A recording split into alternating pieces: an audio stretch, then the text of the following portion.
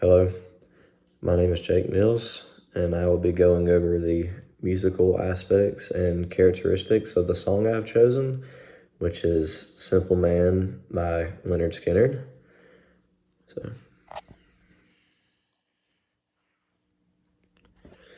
So some background on Leonard Skinner in general. They're a band that was started around 1964. It was just a group of high schoolers that happened to love music. It's coming right there, the state of Florida, there in Jacksonville. And all they want to do is make music and just get huge in the industry. They started out in 1964 as being named My Backyard, and then later on to have a couple names such as the Noble Five, and then the 1%, before eventually in 1969 they ended up naming themselves Leonard Skinner. Some creativity around this that created the idea was they used to have this PE teacher that basically made it where they couldn't have long hair, and he basically forbid it. So they just wanted to be really rebellious, and this is just how they came up with their name. As you can see, they each seem to have their own long hair, and just really represents their rebellious kind of style at the time. 1970, they really dropped their first album, which was called Pronounced Leonard Skinner. They even spelt it out. And this is when this song was released as well that I'm going over. And the most famous song that came off of this album, and I think even true to today, would be Free Bird, which sold over 1 million copies and reached number 19 on the Billboard Hot 100 chart at the time. This original band that was started was a trio, and later became a 5-man. And the original consisted of Ronnie Van Zant, who was their lead singer. And then you had like Gary Rossington, who was also like the lead guitar player. And then you had Bob Burns, who was in there as well. And later joined on Alan Collins, who was the rhythm guitar player. And you had Larry Johnstrom, who joined as well. And they joined together and made the band up in the 70s. So they had some influences, and they influenced a lot of others. At the time, there was another band that was coming up that was called the Rolling Stones, as we learned in class. It really had an early on aspect on like these bluesy guitars that they play is like real twangy and all, and like real trebly. So you really can hear that prevalent, especially with like Rossington's play style. Also, as far as like how they started to do like a freewheeling jam, like especially during performances live, and you can just hear it playing them in the music itself. They just kind of like improvise or just put parts in places with that. Definitely influenced by some of what the Allman Brothers did. So those were two, and they were influenced by. They also influenced a major band though, which was Metallica, who was, you say, one of basically the biggest metal bands of all time. And it was due to the fact that their lead singer, James Hetfield, basically idolized this band when he was a teen, which he's younger now, even though they came out around the 80s and 90s. And he just kind of, this band basically influenced his guitar playing style and just how he sings in general. And it was even said, in fact, that, Hetfield was so influenced by him and idolized him so much that one of his dreams growing up was to basically one day, he would like to play with them and, some of the songs they do there in Leonard Skinner's band. And,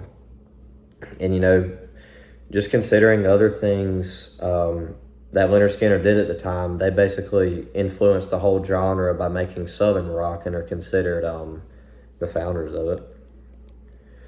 So this is the origin of Simple Man. So the song was released on April 13th, 1973, on that album, Pronounced Leonard Skinner. It was produced by Al Cooper, who had also went on, to make that album and 2 others, which created a lot of hits at the time and really carried them throughout the 70s. So this song in general was made up as like a narrative ballad,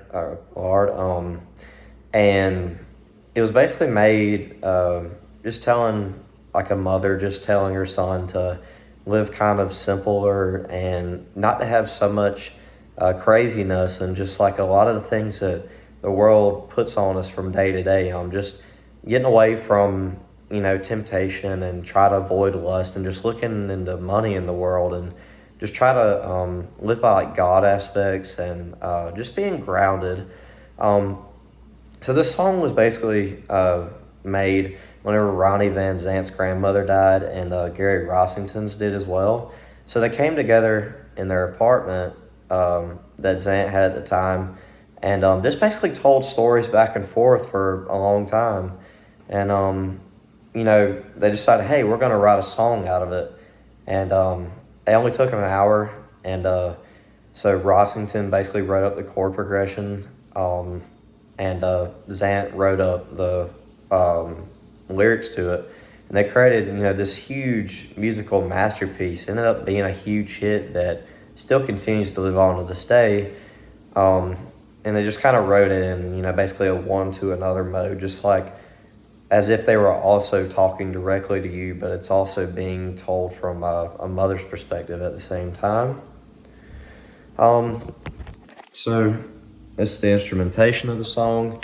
It was a little bit unique at the time because they like to have three guitar players, which was kind of in their later years a little bit, but also you've seen that in songs such as Freebird, especially when you get to that large solo part, which is around like 5 or 6 minutes, I believe. They just kind of like are playing at the same time, and you can especially see it in videos online, as I can go on to show.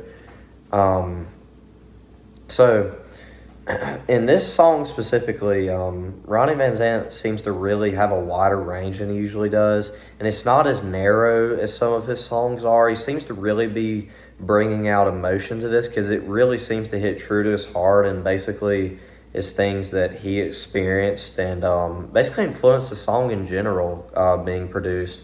So in this song, they only feature two guitar players. You've got your lead guitar player, which is Gary Rossington, plays the main guitar part. And then you have Alex Collins just playing the rhythm. Gary Rossington also went on to play the guitar solo, which is right after the fourth verse. It's very short. It's very simple, but it goes very well with the song and is also just a trait feature of the band, just liking to have a lot of solos in their song.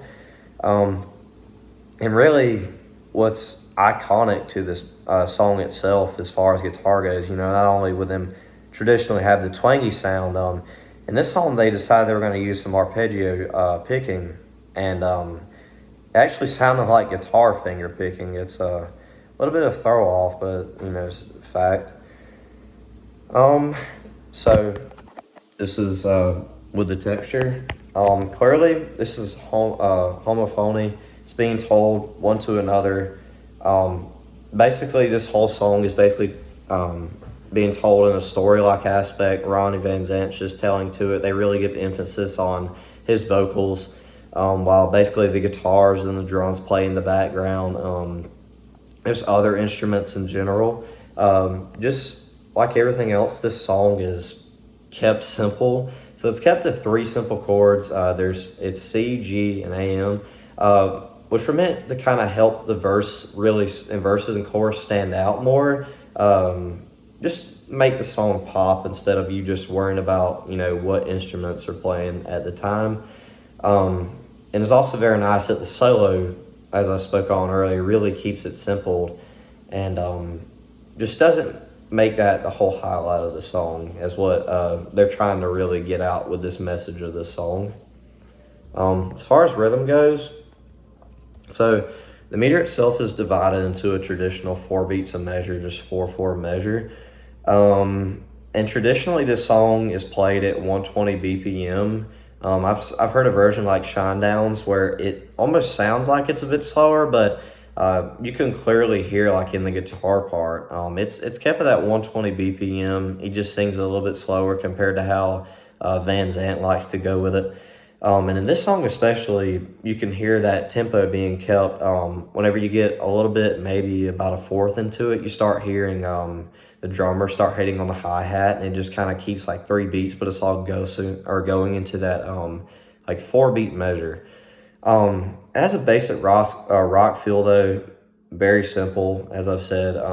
It just keeps a downbeat on the first beat and a backbeat on the third. And it was said that there was that there's some chord changes that occurred on the second beat all the time. It's just something you can look over, like the chords, if you read a guitar chord progression. Um, and it has a quadruple feel, just clearly as it was written in 4/4. There's no duple or triple feel. Some would say there's duple, but you can clearly hear that quadruple feel as it's playing it. So in conclusion, so some bands like Shinedown, Hank Williams Jr., and Deftones played this and just kind of covered it and just kind of put their own little twist on it and caused some effect here today. This band kind of had a crash back in 1977 where the plane crashed and 3 members died, which had Ronnie Van Zant and 2 others. So it really caused them to disband, missing their voice there. But they ended up rejoining back in 1987 and continued to play hits like Simple Man, Free Bird, Tuesday's Gone, Sweet Home Alabama, just ones that really, truly hit home. And we ended up getting inducted in the Rock and Roll Hall of Fame in 2006. They continue to play now, still have a really nice sound, brings out that old, impactful and everlasting sound. And they have women in now. So that's Leonard Skinner and Simple Man.